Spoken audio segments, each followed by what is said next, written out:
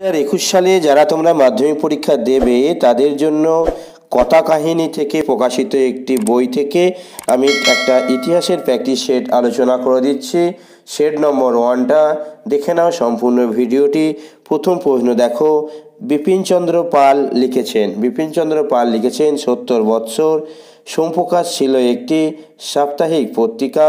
বঙ্গদর্শন পত্রিকাটি প্রথম প্রকাশিত হয় 1872 খ্রিস্টাব্দে। তোমাদের সুবিধার্থে দেখো একটু বড় করে দিচ্ছি। তারপরে দেখো 4 নম্বর প্রশ্ন, অবনীন্দ্রনাথ ঠাকুরের ছাত্রদের মধ্যে শ্রেষ্ঠ ছিলেন। সঠিক উত্তর হচ্ছে নন্দলাল বসু। তারপরে প্রশ্ন দেখো, নববিধান প্রতিষ্ঠা করেন কেশবচন্দ্র সেন। তারপরে দেখো, সাধারণ জনশিক্ষা কমিটি গঠিত হয় কবে? 1823 খ্রিস্টাব্দে। সতীদাহ প্রথা রদ হয় কবে? সতীদাহ প্রথা রদ হয় 1829 খ্রিস্টাব্দে। জেনারেল অ্যাসেম্বলিজ ইনস্টিটিউশন কালক্রমে পরিণত হয়। জেনারেল অ্যাসেম্বলিজ ইনস্টিটিউশনের বর্তমান নাম হচ্ছে স্কটিশ চার্চ কলেজ। সুই মুন্ডা নেতৃত্ব দেন। দেখো নামটা মুন্ডা, কিন্তু এই মুন্ডা বিদ্রোহের নয়, এই জন্য এই প্রশ্নটা ভেরি ভেরি ইম্পর্টেন্ট, বারবার আসে। কোল বিদ্রোহের নেতা সুই মুন্ডা, কোল বিদ্রোহের নেতা। তারপরে দেখো, বঙ্কিমচন্দ্রের আনন্দমঠ উপন্যাসে কোন বিদ্রোহের কথা উল্লেখ আছে? সন্ন্যাসী ও ফকির বিদ্রোহের কথা উল্লেখ আছে। কে নিজেকে ধরতি আব্বা বলে ঘোষণা করেন? বিরসা মুন্ডা সঠিক উত্তর। তারপরে দেখো, কোন আদিবাসী বিদ্রোহকে জমিদার ও কৃষকদের যৌথ বিদ্রোহ বলা যায়? এখানকার অনুসারে চুয়ার বিদ্রোহ। তারপরে প্রশ্ন দেখো, ভারতের প্রথম রাজনৈতিক প্রতিষ্ঠানের নাম কি? বঙ্গভাষা প্রকাশিকা সভা। তারপরে প্রশ্ন খেয়াল করে দেখে নাও। তারপরে প্রশ্নটা হচ্ছে 1.14, সিপাহী বিদ্রোহকে ভারতের প্রথম স্বাধীনতা যুদ্ধ কে বলেছেন? সঠিক উত্তর বি.ডি. সাভারকর। তারপর বিনায়ক দামোদর সাভারকর। তারপরে দেখো, ভারতের ইস্ট ইন্ডিয়া কোম্পানির শাসনের অবসান ঘটে কত খ্রিস্টাব্দে? 1858 খ্রিস্টাব্দে ভারত শাসন আইন দ্বারা। ব্যঙ্গচিত্রের মাধ্যমে জনগণের মধ্যে দেশপ্রেমের সঞ্চার করে কে? সঠিক উত্তর গগনেন্দ্রনাথ ঠাকুর। তারপরে প্রশ্ন দেখো, ভারতে হাফটোন প্রিন্টিং প্রবর্তন করেন কে? সঠিক উত্তর হচ্ছে উপেন্দ্র কিশোর রায়চৌধুরী। তারপর দেখো, ছাপাখানা মুদ্রণের জন্য সর্বপ্রথম বাংলার অক্ষর তৈরি করেন কে? সঠিক উত্তর হচ্ছে পঞ্চানন কর্মকার। তারপরে দেখো, বঙ্গীয় বিজ্ঞান পরিষদ প্রতিষ্ঠা করেন কে? বঙ্গীয় বিজ্ঞান পরিষদ প্রতিষ্ঠা করেন হচ্ছে এখানকার অনুসারে সত্যেন্দ্রনাথ বসু। তারপরে দেখো, শ্রীরামপুর ছাপাখানায় প্রথম বাংলা পুস্তকের প্রকাশ হয়।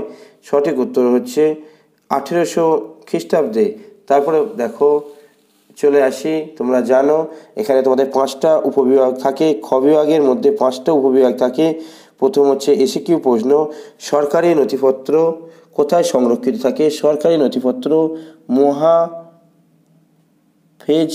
মহাফেজখানা বা তোমরা বলতে পারো যে লেখাগার বা আর্কাইভ।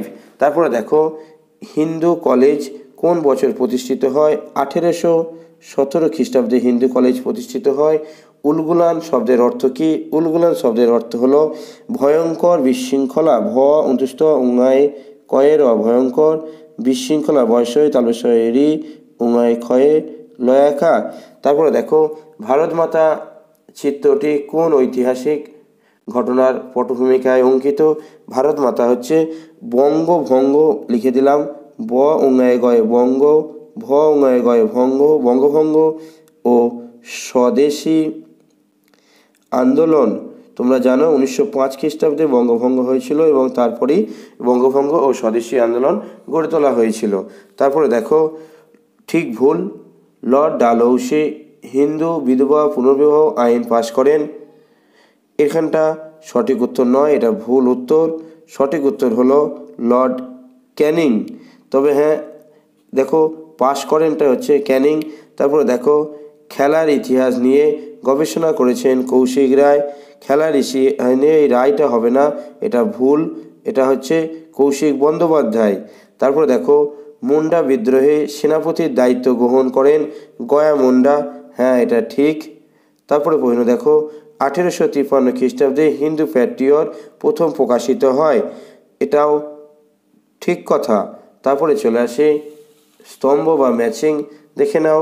জওহরলাল নেহেরু চারটের মধ্যে হচ্ছে 4 letter from a father to his daughter, অর্থাৎ 4।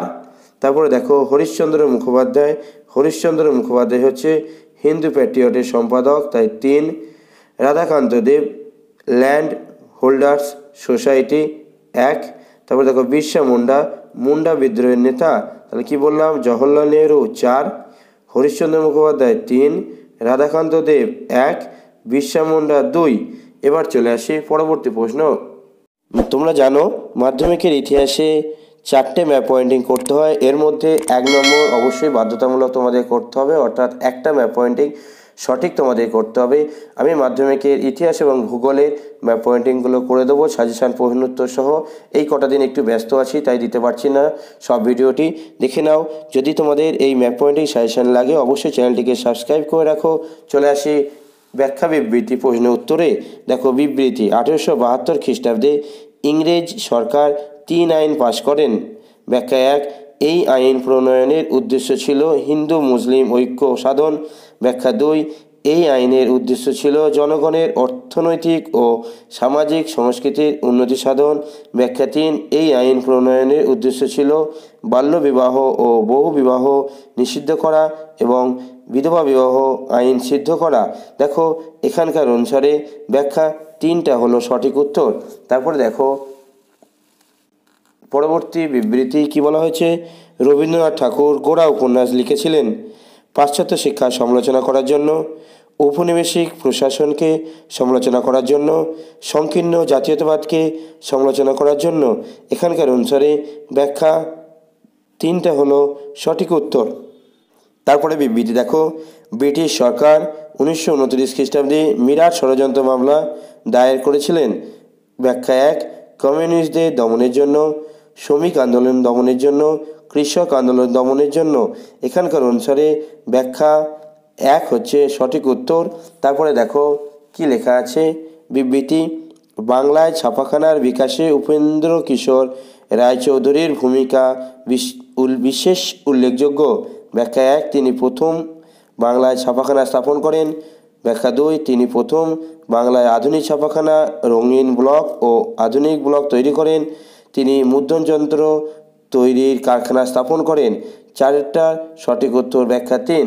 দেখো এই ধরনের আরও ভিডিও পেতে এবং 2 নম্বর মানের প্রশ্ন উত্তর পেতে অবশ্যই চ্যানেলটিকে সাবস্ক্রাইব করে রাখো। যদি